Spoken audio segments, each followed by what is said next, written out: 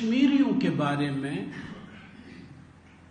ایک تاثر یہ پیدا ہو رہا ہے کہ یہ پاکستان مخالف ہیں، کیونکہ ایسے نعرے بلند کیے گئے ہیں، باڑ میں جائے یہ اور وہ. تو ہم آج کی اس مجلس کی وساطت سے پوری پاکستانی قوم کو، پاکستان کے سربراہان کو، عاصم منیر صاحب کو، وزیر اعظم شہباز شریف صاحب کو، سب کو یہ بتا دینا چاہتے ہیں یہ کچھ شر پسند عناصر ہو سکتے ہیں جو پاکستان کے خلاف بات کرتے ہیں.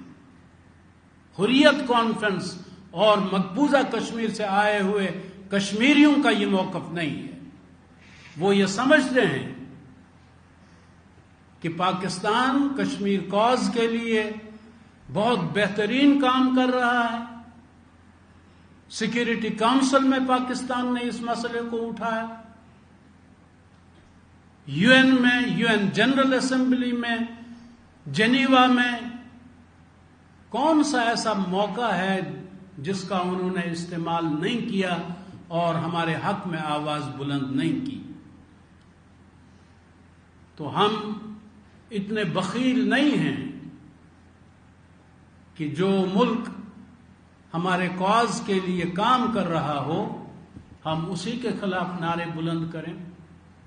ہم یہ بھی کہنا چاہتے ہیں کہ جوائنٹ عوامی ایکشن کمیٹی کے کچھ مطالبات درست ہیں، بجا ہیں، اور حکومت کو کان دھرنے چاہیے ان مطالبات پر. لیکن جو آئینی اور قانونی مطالبات ان کے ہیں وہ سڑکوں پہ حل نہیں ہوتے.